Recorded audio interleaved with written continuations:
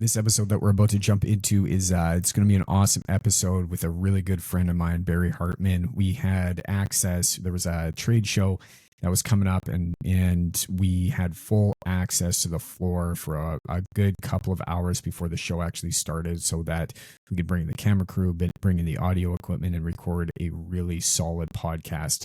This is a different format than we're typically used to, but it was we had a ton of questions coming in from trades and home service businesses, and we wanted to spend the time to get into as many questions as we could and answer as many of them as possible. And I hope that you enjoy this episode. It's going to be a great one. Thank you very much for listening. Now on to the episode. Man, how cool is this? We have the whole trade floor here. We're down at the convention center for the Home and Garden show here.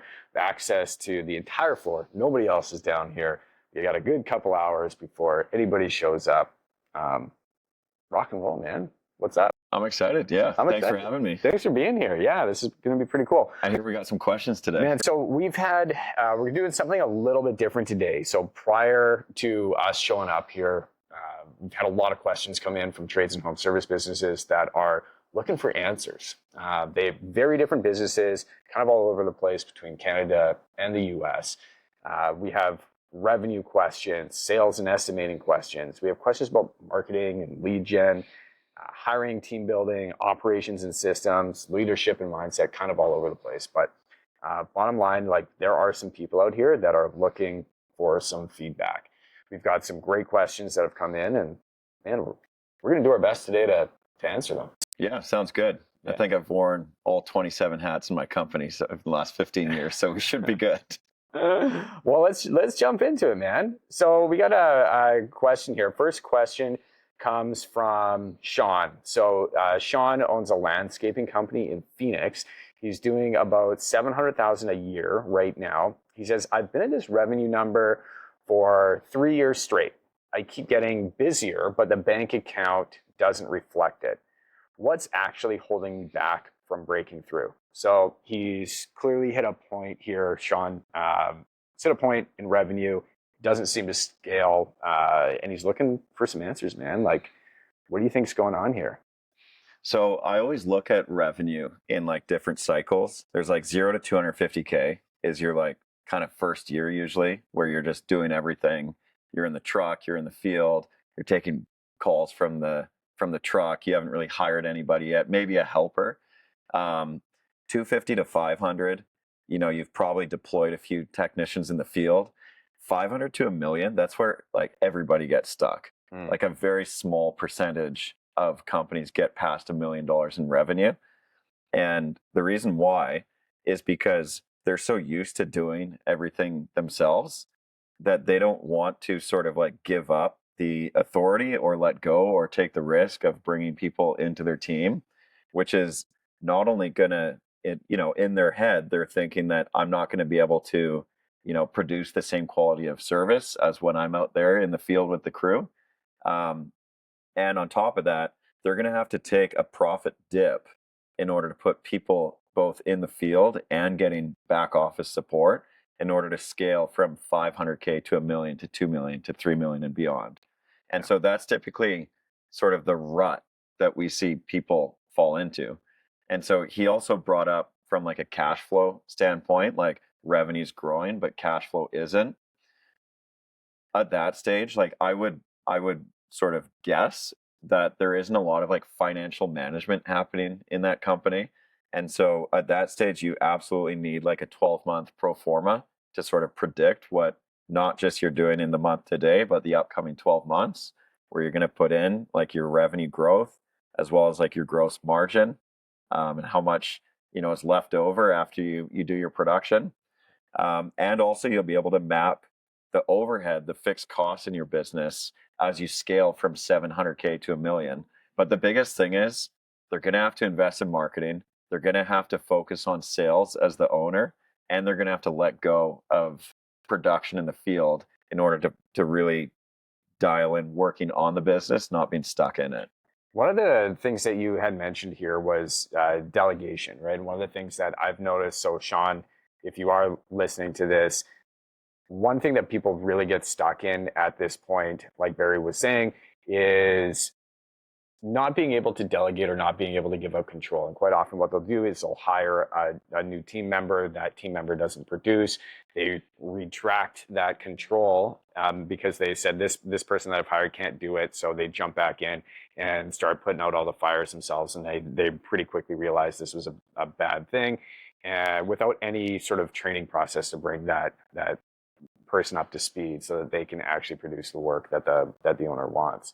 So Sean, if you're listening, probably a really solid onboarding plan. Financial management is a really good place to start, but sounds like probably have some issues giving up control. Yeah. That sound about right? Yeah. I mean, my two biggest pet peeves that I hear in business are there's not anyone good in my market, and also nobody can do this as good as me. Yeah. And that is by definition crazy, because in any market, there's probably 200,000 to 2 million plus people. And if you just need to hire 3 people, you probably need to look in the mirror and ask yourself what you're doing wrong as a leader.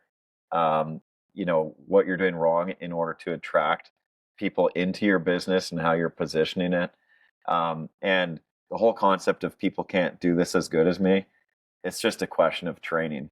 If you don't have a good training system in place, yeah, they're not going to do it as good as you. But the reality is like everything is a learned skill set. And if you just bring on the right person, you'll be able to train them. So Sean, take a look in the mirror. You got this. You can fix it, my friend. All right, let's move on here. So Travis wrote in. So Travis he's a flooring contractor based in Boise, Idaho. So he says, I've built my business on small residential jobs. How do I know when I'm ready to go after bigger, higher value projects? And how do I make that transition? So sounds like he has a business. He probably feels pretty confident taking on these smaller projects that are probably in his wheelhouse, but he's wanting more. He's wanting to expand, but he's nervous about that. Maybe it's because he needs to take on more overhead, hire more people, maybe doesn't have that in place. But how does he look to scale? So how does Travis look to bring on bigger, better projects that he's never done before? Yeah, I mean, average job size is like one of the top 5 KPIs in any home service, whether even as a contractor, but even more so on the home service side. Like when you're looking at flooring companies like junk removal, plumbing, the bigger the average job size, the more gross profit. And it's just going to have like a long-term positive impact on like the return on your marketing, the leverage for your sales team, obviously the financials and the profitability per job, less crew members that have to go to so many jobs, right? You can have a smaller crew base doing just larger projects. And we see this in every home service. So for this company as like a flooring contractor, like it's probably, they might be stuck in a rut as far as like just focusing on like maintenance jobs for $300, $400, $500, or like they're getting like sort of the small apartment renovation in the old building that is sort of not that high ticket, like custom home build, or even branching off into the commercial side and doing like multifamily. Yeah. And if you have a dialed in service and like you've got the 5-star reviews, you've got the great technicians, the business is sort of like flourishing on that small AJS, then it becomes a question of marketing. And how do we go after this type of clientele? And if you're in flooring, it's going to be probably a question of relationships.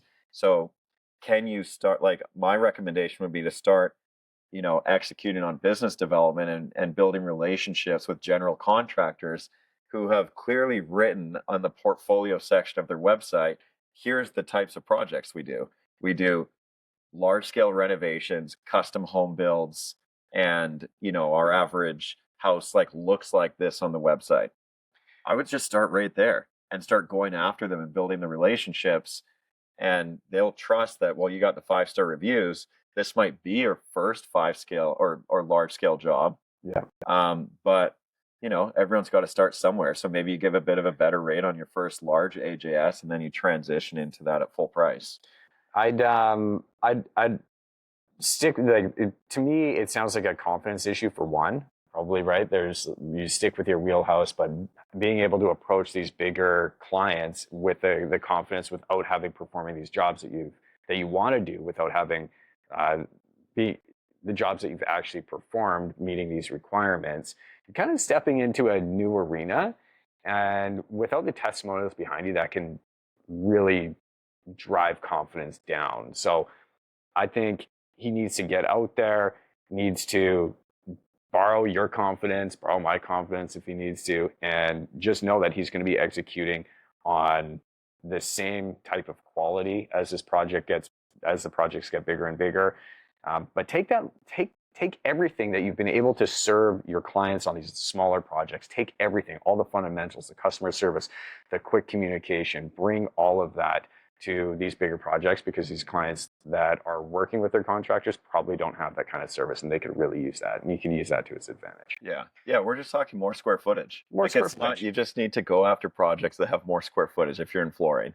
And it's like you take everything that you know in the smaller AJS jobs, just go after the bigger ones through partnerships with general contractors that actually build those jobs in the first place. Yeah. And probably do a little more homework on your estimating so that your gross profit actually does increase as these projects get bigger and bigger. That's a very good point. Yeah. Right on. Travis, hopefully that solves some issues for you. Let's keep rolling here. So Jordan owns a concrete company down in Columbus, or Ohio, I guess, not Idaho, back in Ohio. Jordan says, I want to double my revenue in the next 2 years.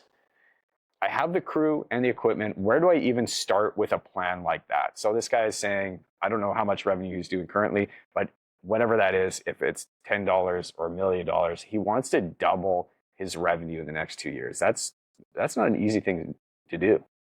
Yeah. There's 2 books I would read. One is 10x is easier than 2x, because doubling your revenue in 2 years, let's assume this person's at over $1 million in revenue, like 1, 2, maybe 3 million. Doubling in 2 years is very complex, because if they took 10 years to get to, say, 2 million in revenue, and they want to grow it to 4 million in 24 months, you're going to have to rewrite the whole system. And one of the best sort of strategies on how to get there is 10x is easier than 2x. And the idea is essentially you're going to build like a multi-year vision to double your revenue from, say, 2 million to 4 million. And what you're going to do is change the time frame on it to get down to 2 years.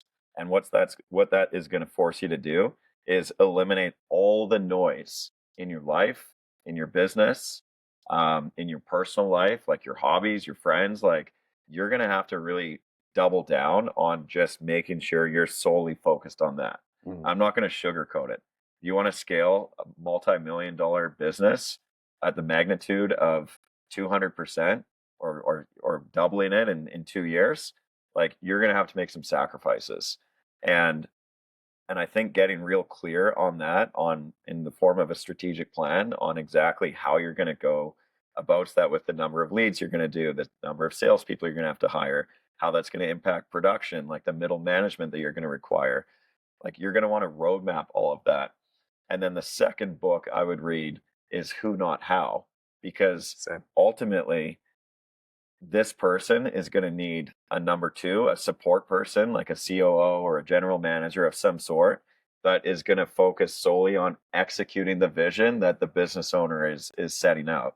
And if they think that they're going to be able to, like, lead at a high level, be the CEO, like, have all the top reports reporting to them, and also be the person responsible for the day-to-day, hour-by-hour execution, you can just throw that vision out the window right now. Yeah, Jordan, the biggest thing you have to realize is your calendar is going to have to change immensely.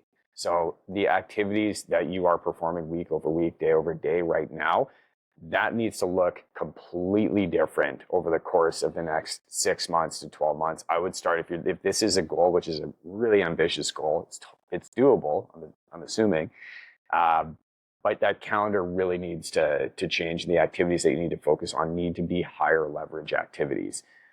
easily put. Like there's no time for, cleaning the office and doing the office dishes and processing your mail and all that sort of stuff. Like you need to find somebody that is going to be on this journey with you, Yeah. and know that you're not going to be able, what got you to the point where you are now is not going to get you to where you need to be. So things definitely need to change. I would look at really auditing the calendar and the activities. Yeah, that's great advice, and you probably have to do that every 3 months. I just want to share one quick actual personal experience on that. We tripled our revenue in 24 months in 2016. Wow. And yeah, it was at the That's time huge. we were like, yeah, like let's do this. We were in our 20s, like we were hungry.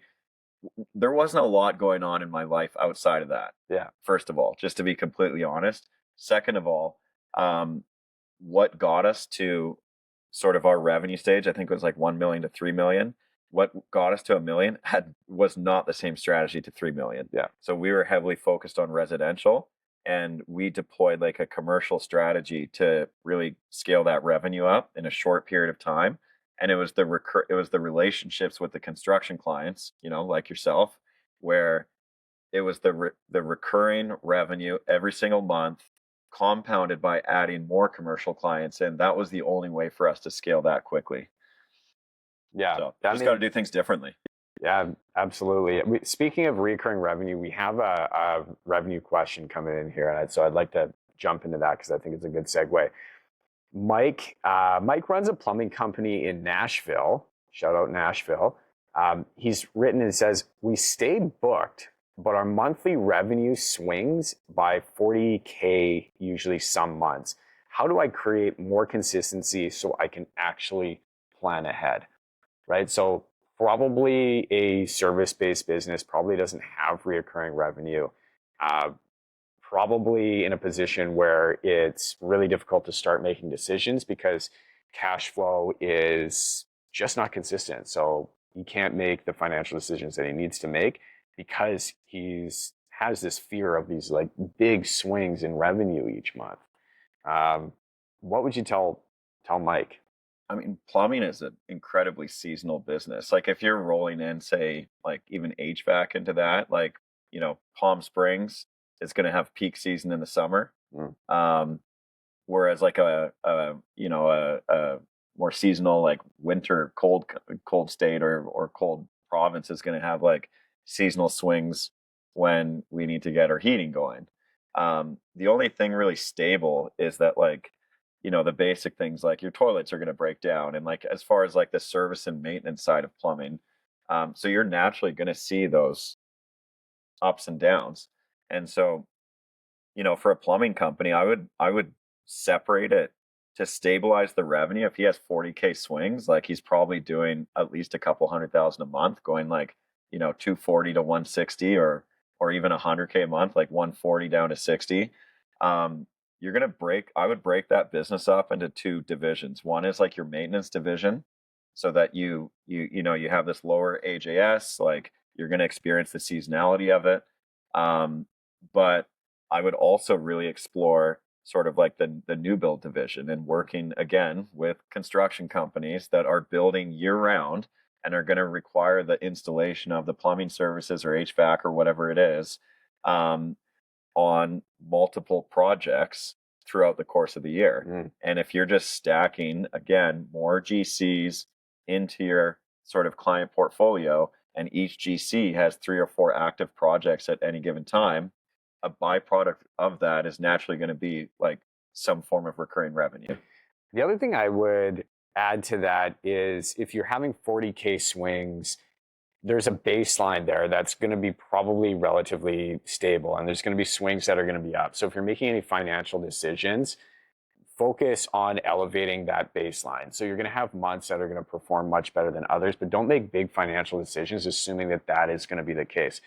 And if you're averaging on sort of the lower end, call it $80,000 a month, and then you have a banger month where you're doing 120 or 130K, focus your financial decisions on that $80,000 benchmark before and then anything else is gravy at that point. So you can put some of that cash into the bank for a rainy day, for further investments, whatever you need to do, but don't make any financial big financial decisions, assuming that you're going to be getting that, those big months, month over month, year over year. But focus on really elevating that baseline. That's a good point. Like we talked about budgeting before. Your budget should be based on your.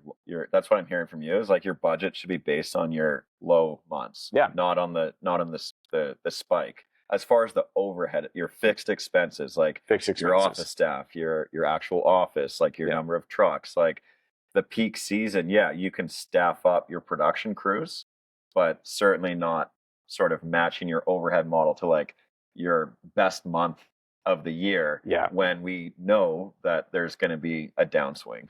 Exactly. Otherwise, you're going to put yourself in a position where you're just going to absolutely fucking panic, and nobody wants to be panicking. So like overhead is a real thing. Overhead can absolutely destroy a company if it's not taken seriously. Software subscriptions being a big one. I'm not going to get too far into that, but those keep creeping up month over month. And especially with AI right now, like it's hard not to justify a $50 expense when it can deploy 6 agents into your business. So it's like, as long as you're using your software wisely, like it can absolutely be a leverage piece. But I do see a lot of companies just like click to subscribe, and then it's like, cool, another $50. And you do that 22 times, it starts to add up pretty quick. Hopefully that helped. Let's move on. So Matt is a framing contractor in Portland. His question came in and it says, should I even bother? Okay. I don't even know if I want to go over this question, to be honest. Real quick before we get back to the show, if you have heard anything on this podcast that has resonated with you, or if it's helped you in any way, appreciate more than anything in the world if you could go hit that subscribe button or leave us a review. It helps us tremendously. I want to go back to being able to continue to serve and do more and more and help out and get bigger and bigger guests on, better and better. The only way that I can do that is with your help. I'm so honored to be here. Let's get back to the show. Appreciate you. Have a wonderful day. Just say it. Okay. This will be the best one yet. Okay, Matt, if you're listening, you already know your answer. But he says, should I even bother investing in a website? Does it actually bring in work, or is it just something you have to have for credibility?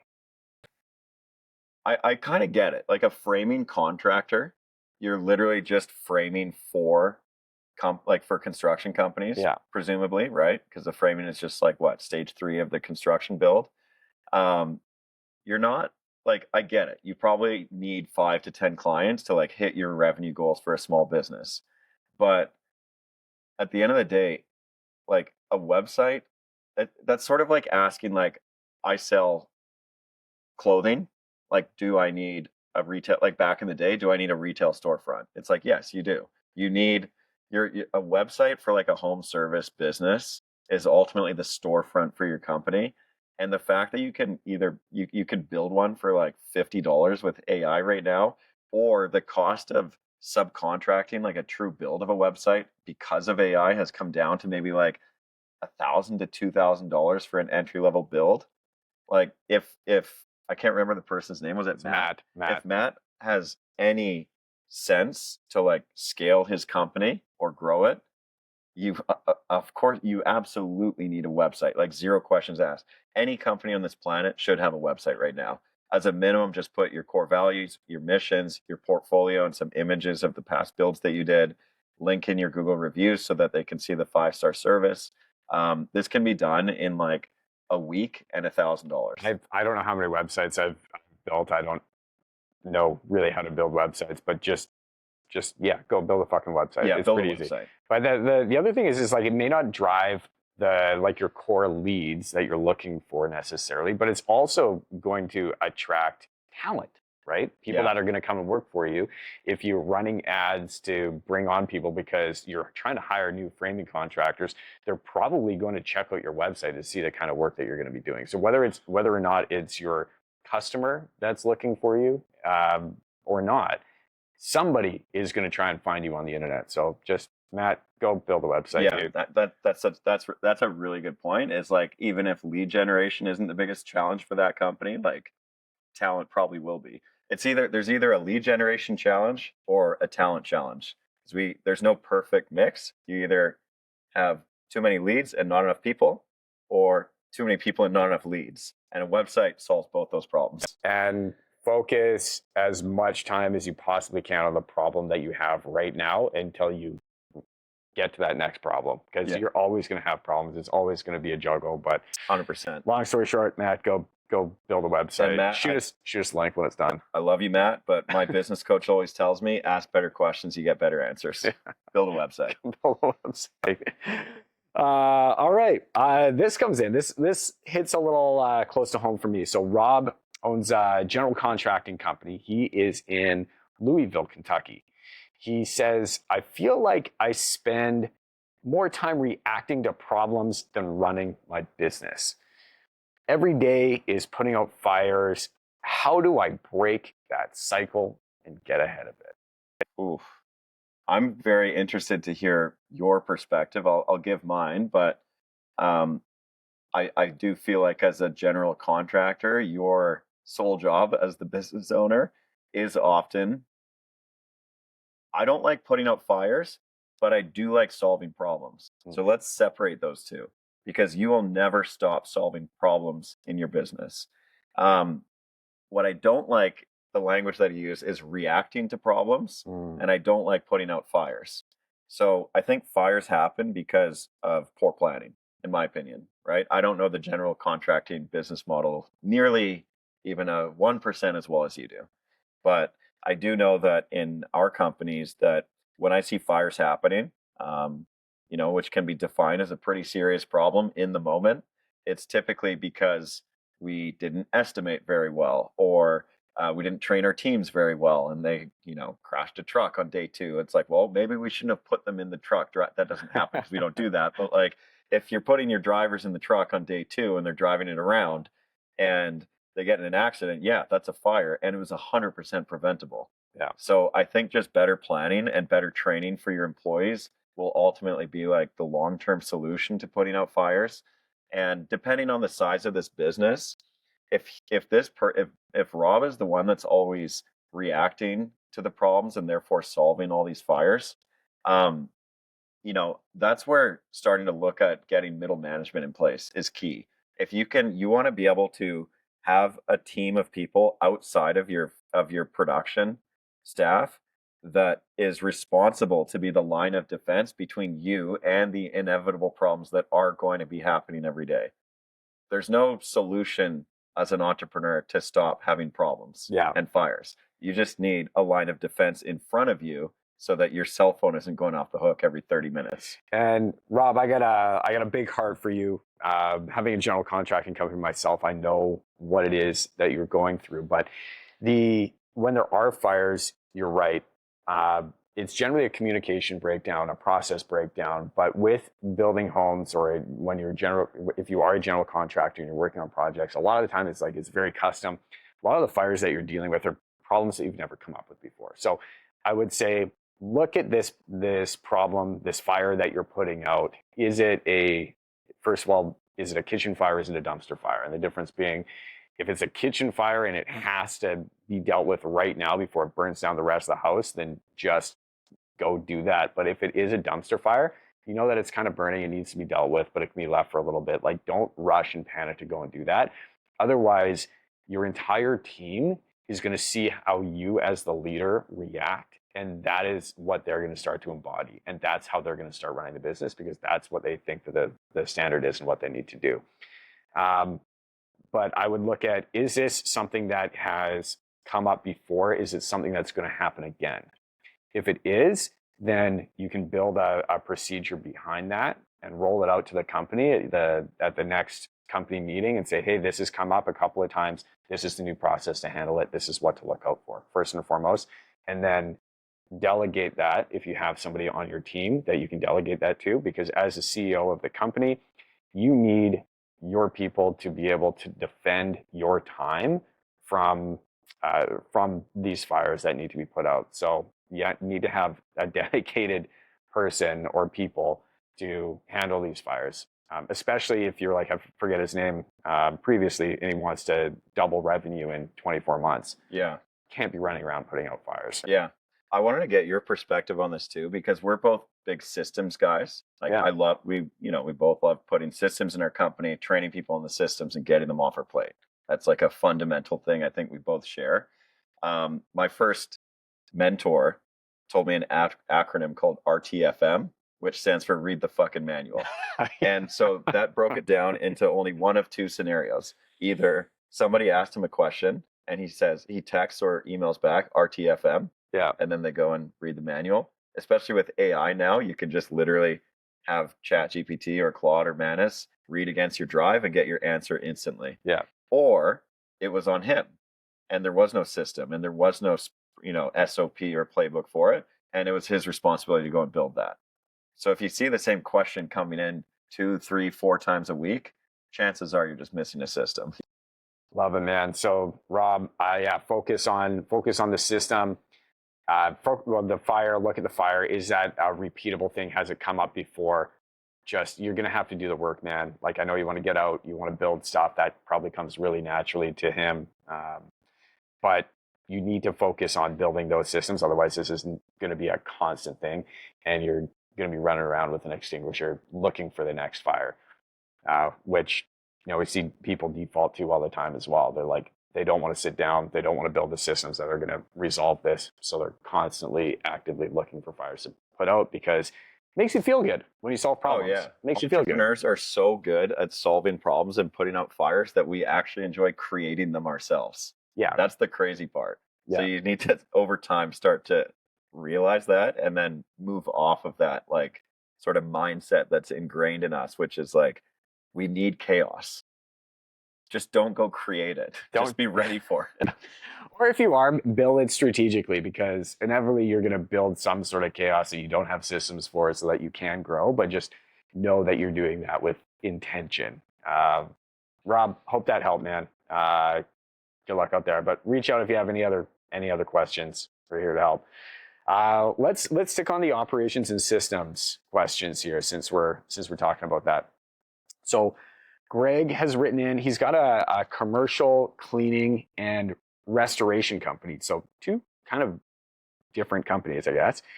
He's down in Indianapolis. His question came in, he says, my job sites are consistently disorganized and it's costing me time, money, and crew morale. Where do I even start when it comes to bringing structure to the field? So he has a cleaning company. Arguably, his job sites are really clean because that's what he does. The business, not so much. And I'm not laughing at you, Greg. Laughing because we see this all the time. It's pretty funny. You have a cleaning company and it's messy. No, it's I get it. I mean, look, it's nothing to do with the cleaning. Like, business is hard to keep organized, especially when you're scaling. For me, I think having like a really set system for how your cleaning jobs work would be important. Obviously, from like a training standpoint with your team. So like when I see like disorganized, I'm like, are they not bringing the right equipment to the site? Are we sort of like showing up late? Like, maybe there's some internal stuff that might be going on there. And so I think like we were just talking about, having really strong systems and SOPs in place, and like investing in the training of the technicians or cleaners on site so that they know what this job looks like from A to Z in full. But there's also this other side, which is probably seemingly uncontrollable from a cleaning business, which is like, your clients literally might just be leaving you a mess. And that might not be in the scope of work that you originally signed up for.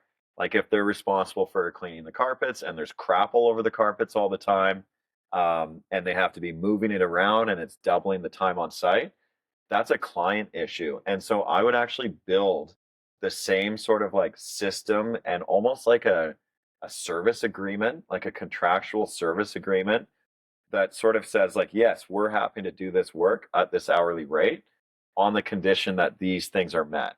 And I would get really clear about what you do allow your clients to do and what you don't allow. Because cleaning is a pretty broad word. Like, I have a cleaner at my home, and I do my best to try and not have her do stuff that she didn't sign up for. Mm. And, at scale from a commercial cleaning standpoint, I feel like setting those expectations with your clients from day one would help mitigate that. Yeah, we call it a master service agreement when we're hiring subcontractors. So sort of the same thing, right? Here's the client expectations that you have by the time that you show up. So operationally, if that's kind of what your questioning is, like I understand restoration companies, like there's a lot of moving parts. You get a call, you gotta get out immediately. You're bringing in fans and dehumidifiers, and like you're already going into a chaotic space. So it makes it even more wildly important that the systems that you have are dialed, because you're walking into arguably a shit storm, because there's been probably a fire, a flood, wind damage or something along those lines, where you got to get in and clean it up. You're walking into a real real bad scenario already that is going to ensue a ton of chaos. Homeowners are going to be crazy, with their emotions. So you have to have the systems in place to be able to handle that. Anyways, hope that helps. I know we're getting close on time here, but we do have a few more questions. I'd like to just kind of give quick answers here, and then we'll wrap it up. But going to get into some leadership and mindset questions here. So Tony he's got a landscaping and hardscape company in Houston, Texas. His question says, I'm working 65-hour weeks. I'm burnt out. My family is paying the price. But I'm scared if I slow down, the whole thing falls apart. How do I get my life back without tanking the business? Yeah, we've all been there. I think part of the problem is that is celebrated on social media right now. It's definitely not celebrated by the family. So I would say the first book I would read is Buy Back Your Time by Dan Martell. One of the best concepts from that book that I find is there's this buyback pyramid. So you picture a pyramid, and on the bottom it's your administration, right? That's the first thing you got to let go. The next thing is your production, right? So if we can get our time back through administration, that can be done through a virtual assistant at a much more affordable rate, or you can hire someone locally that can sort of support the back end of the office. The next one is production, right? So if Tony is out there sort of doing like all the landscaping and on site for the hardscape, like he needs to sort of step back and focus on hiring and training people so that they can get the job done for him. Just by doing those two, and the next part of the pyramid is we're talking marketing, sales, and leadership. He doesn't need to even consider offloading marketing, sales, and leadership at this point. In fact, I love it when I see entrepreneurs that are playing in that top half of the triangle. Like a lot of people never get past that, right? For me, it was about 2 years ago. I was fortunate to go from administration to operations to sales to marketing, and now even have a leadership team in place that is overseeing not just the day-to-day, but actually the month by month as well. So there's, by definition, unlimited time. But 90% of entrepreneurs get stuck in that bottom half. They're in the field, they're taking calls in the truck or from the client's, home. They're going home at 6 p.m. They eat dinner, they put their kids to bed, and then at 8 p.m. they send all the invoices and try and collect the payments and wake up at 6 a.m. to do it all over again. That is not the dream you signed up for. In fact, that's a nightmare. It's also not the dream your family signed up for. Nobody signs up for that. Yeah. That's living hell. And so the only way to get out of that scenario is to literally get your business to a point just big enough, which if he's working 65 hours a week, it's probably already there, to get your time back in administration and on site in the field. Yeah. I'm going to add one more thing, man. Like it does hit close to home. We've all been there. A lot of us have been there.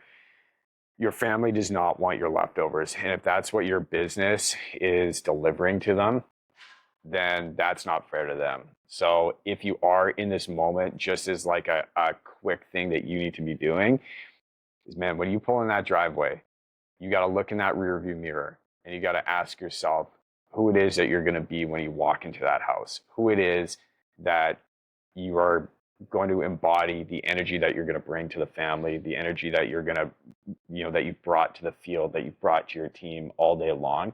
Your family needs that same kind of energy when you walk through the door. So have that checkpoint when you get home before you go in. And otherwise, if your family doesn't support your business, you're not going to have a business for very long. 100%. Or a family. So up to you. Our a partner in 505, Alex, like he's our VP of sales and ops. He has this tree just outside the front door. And every time before he walks in the house, this is just his thing. It's like a mindset thing. He puts his hand on the tree and he just waits. Then he goes in the house. I love that. And that's just his way of differentiating all this shit that just happened at work all day. That's for the past. We'll get back into it tomorrow. But once I step inside the house with his wife and his daughter, you got to be able to just zero out, and that's a whole different part of the day. Yeah, love that, man. Okay, again, do we have like two time? 45 right now. 9:45. One more. Okay, I got two questions for you. If we got time for two questions, we'll hammer them out Rapid quick. fire, let's do it. These are junk removal questions that save to the end. My people. Just for you. So the junkers out there, this is your opportunity. So Cody owns a junk removal company down in Florida. He's written in, he says, I started with one truck 2 years ago, and now I have three, but my profit hasn't grown the way I expected. Every time I add a truck, I add expenses and headaches. How do I scale a junk removal operation without just creating more chaos? So kind of like similar to one of the past questions that we had, but I could do a whole podcast on this. Okay, went one truck 2 years ago. Now I have three. Yeah. Profit hasn't grown. Okay, so there's really only two or three reasons. One is essentially what he's saying. A lot of people think by adding trucks, you're adding revenue. I had a competition that like basically came into our business, essentially applied as an employee, got the job for 2 days, stole all of our IP, and then went and started his own company with a $500,000 investment from his uncle to buy 5 trucks and go into competition with us. yeah. I bought every single one of those trucks off him for 70 cents on the dollar. So the lesson is having assets, having trucks does not equate to revenue. It just means you have the ability to produce more revenue. It's like carrying more people on your landscaping team. Just because you have a large team of employees in the field, if there's no leads, if there's no sales conversion, there's no revenue. If there's no revenue, you're not generating gross profit. And if you keep stacking assets without prioritizing revenue, yeah, you're not going to have more profit. You'll look cool on social media. You'll look good when you talk at meetings and you say, I got 3 trucks instead of 1, but that's not going to be driving profit. And so for me, when I'm looking at adding more resources into my company, whether it's people or trucks, I clearly define the revenue roadmap and like need to be inching towards full capacity for those resources before we take on more overhead. And a lot of people say like, I'm not profitable when I'm growing. It's because you're growing your overhead, but not your revenue. That's the only reason. Yeah, staff wants raises, you need new equipment, all of this sort of stuff, but it's not taken into consideration because you're not raising your prices. You don't have the customer base to continue servicing. Buying trucks is easy, but finding people to run them and make sure that they're running effectively and maximizing profit per truck is a tough thing to do. 100%. So then we go back to like, buy back your time, get off the administration, get off the trucks, get out of the operations, and put all of your time and energy into marketing, sales, and leadership. Then you'll grow your revenue. Then you should go buy more trucks. Love it. One more junk removal question here. We got it from Blake. Blake has a junk removal and bin rental company down in Columbus, Ohio. He says, my problem is that customers see junk removal as a commodity. They just go with whoever is cheapest online. How do I differentiate my company and charge more than the guys undercutting me on every platform? Yeah, this is a sales question, because if you're getting the lead, this is how every sales call goes in junk removal if you do it poorly. Ring, ring, 55 Junk. How can I help you? Yeah, I need junk removed by tomorrow. I've got this, this, and that. How much is it going to cost me? Oh, it's about $200, $300. Cool. Click. Next. Like maybe 20% sales conversion rate. I want to see a minimum of a 60% sales conversion rate on the phone. And the way we do it, you have to take control of the conversation. And, you know, to Cody's point, it's hard to differentiate in junk removal. There's going to be hundreds of players in every market because it is one of the easiest barrier to entries in most businesses. That's why I started it when I was 21 with $500 because I could get a crappy pickup truck and a beat up trailer. And so the companies that actually win are the ones that master sales and marketing. And so if you take control over the phone conversation and you start asking questions like, oh, thanks for calling today. How come you chose to phone us? Like they're pre-qualified themselves at that point. Oh, because I like that you guys recycle. Cool. Why is recycling important to you?